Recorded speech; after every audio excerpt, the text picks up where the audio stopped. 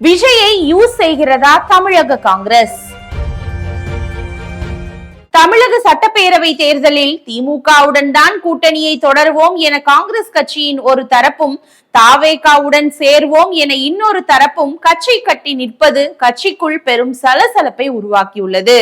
2004 ஆண்டு முதல் 2014 மக்களவை தேர்தலை தவிர மற்ற அனைத்து தேர்தல்களிலும் திமுக கூட்டணியில் தான் காங்கிரஸ் கட்சி இடம்பெற்று வருகிறது. இடையில் சில முரண்பாடுகள் வந்தாலும் தேசிய அளவிலான அரசியல் நகர்வுகள் மற்றும் பாஜக எதிர்ப்பு என்ற அடிப்படையில் இரு கட்சிகளும் ஒன்றாகவே பயணிக்கின்றன. இந்த சூழலில் தான் 2026 சட்டப்பேரவை தேர்தலுக்காக காங்கிரசின் சில தலைவர்கள் ஆட்சியில் பங்கு என்று திமுகவை கோபப்படுத்தும் டோனில் பேச ஆரம்பித்தனர். இன்னும் சிலர் தாவேகா கூட்டணிக்கு அச்சாரம் போடும் வகையிலும் கருத்தும் தெரிவித்து வருகின்றன. கூட்டணி விவகாரத்தில் தமிழக காங்கிரஸ் இப்போது இரு அணிகளாக பிரிந்து கிடக்கிறது. ஒரு தரப்பு தாவேகா கூட்டணி தான் வேண்டும் என சொல்கின்றனர், இன்னொரு தரப்பு திமுக கூட்டணியே தொடர வேண்டும் என சொல்கின்றனர்.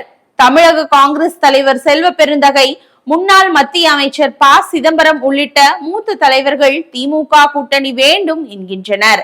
அதே நேரத்தில் பிரவீன் சக்கரவர்த்தி, மாணிக்கம் தாக்கூர், ஜோதிமணி போன்றோர் தாவேகா கூட்டணிக்கு அடி போடும் வகையில் ஆட்சியில் பங்கு, கூடுதல் தொகுதிகள் என கழகம் விளைவிக்கின்றன. தாவேகா கூட்டணியை விரும்பும் காங்கிரசார் சில முக்கிய காரணங்களை அடுக்குகின்றனர். அதாவது 70க்கும் மேற்பட்ட தொகுதிகளில் போட்டியிடலாம், அது மட்டுமின்றி கிங் மேக்கர் கட்சி என்ற தோற்றத்தை உருவாக்கலாம், இளைஞர்கள் மத்தியிலும் கட்சியின் இமேஜை உயர்த்தலாம் என்பது போன்ற கணக்குகளையும் சொல்கிறார்கள்.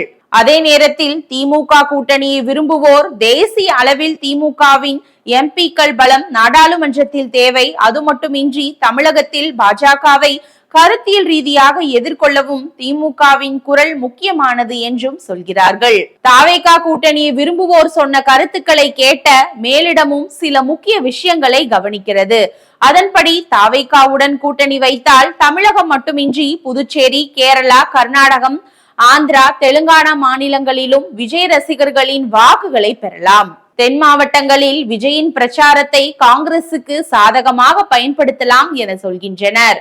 ஆனால் தற்போது காங்கிரஸ் மாநில தலைவராக இருக்கும் செல்வ பெருந்தகையின் ஆதரவு முழுக்கவும் திமுக கூட்டணி வேண்டும் என்ற கோணத்தில் தான் இருக்கிறது. ஏனென்றால் திமுக கூட்டணியில் சில தொகுதிகள் குறைவாக பெற்றாலும் அதில் பெரும்பாலான தொகுதிகளில் வெற்றி பெறலாம்.